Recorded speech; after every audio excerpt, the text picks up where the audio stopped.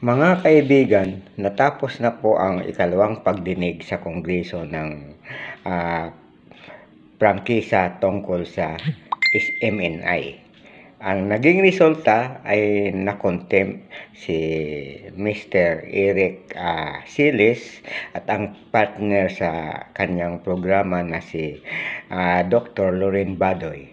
Siya ngayon ay nakakulong diyan sa premises ng House of the Representatives. Ngayon, dahil doon, kasi kaya sila na-contempt dahil hindi sila nagsasabi ng totoo. At ang mga abogado, kapag sumasagot, ay hindi sinasagot yung question na kahit ang dapat lamang i-answer ay oo o hindi, ay pinapaikot ng pinapaikot yung mga kanilang testament. Kaya nainis na ang mga senador, ang mga congressman, pero hindi sila nagpalata. Ang naging kapalit niyan ay na-contempt yung dalawang angkor.